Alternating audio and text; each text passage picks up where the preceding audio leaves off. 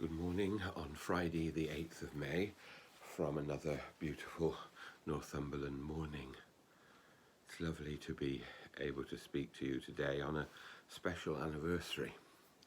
Today is VE Day, and had not the virus struck, I, like many other people, would have been probably totally occupied moving around from one community to another as we marked this day and shared in an unusual bank holiday. I know that all my churches were planning something on this weekend, and I would have been very busy moving from one to another. And of course it reminds us, as we celebrate in this rather unusual way, of the change in our circumstances. Much has been written about parallels between the Second World War and this virus, and some very insightful things have been said about the way in which we shouldn't draw these parallels because the situation is very different. And that is true, and it's important to remember that because we're fighting a disease, and some of the ways in which with which victory in Europe could be won are not appropriate for us today. But I do want to say something about those parallels. I've already said we are fighting as a disease now, and many people have said last time we were fighting another country. But I think it's worth remembering that actually in World War II, we also were fighting a disease and a disorder, or as St. Paul would put it, spiritual wickedness in high places. Nazism was in some ways like a virus, and the first country to fall victim to that virus was Germany. And there's no doubt that the victory in Europe brought liberation to Germany as much as it brought an end of the war to other nations. So we were fighting in some ways an invisible enemy that was made manifest through the actions of those people who were infected by the disease of Nazism. Now, I'm not going to go any further with that parallel, but it's worth remembering because human beings are motivated often by forces and beliefs that are invisible. But I would say this, victory in Europe was not accomplished by one country. It wasn't a British victory. It was, in fact, a victory of cooperation, of people working in secret in occupied Europe, of the United States, of Russia, of ourselves, and other countries across the world, Australia, New Zealand, coming together as allies, working together to defeat something that was evil. And there is a parallel there for the way in which we must deal with this virus.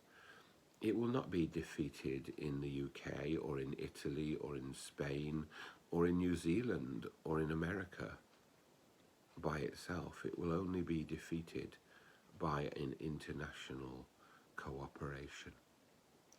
And it's worth also remembering, and I don't want to be too political, that the European Union, with which we're having this very strange relationship at the moment, grew out of the desire to prevent the sort of war that people had experienced in the Second World War, and that cooperation and working together to avoid an outbreak of evil was important.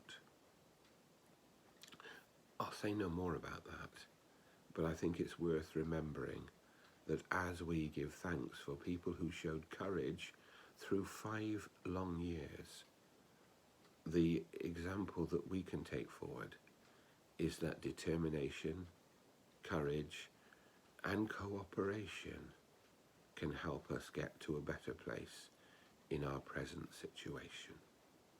And so as we give thanks for so many people who made an incredible sacrifice ending 75 years ago, we also pray that we may be strengthened at a time when things are difficult for us.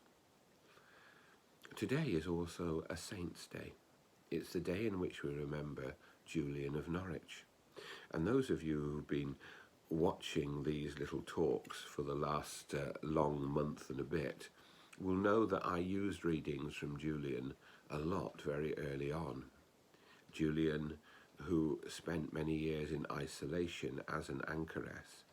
Julian, who experienced a life-threatening illness. And Julian, who brought out of those things some incredible writings about the love of God.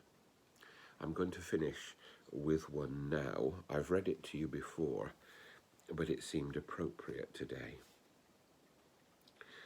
From the time it was shown, I desired often to know what was our Lord's meaning.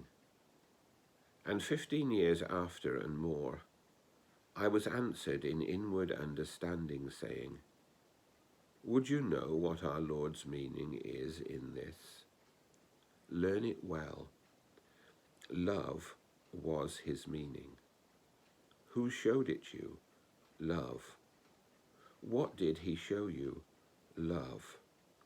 Why did he show you? For love. Hold fast to this, and you shall learn and know more about love. But you will never need to know or understand about anything else forever and ever. Thus did I learn that love was our Lord's meaning. As we remember today and as we think about the future, let us remember that we are enfolding in that love, which is God's purpose for us all. God bless us all today.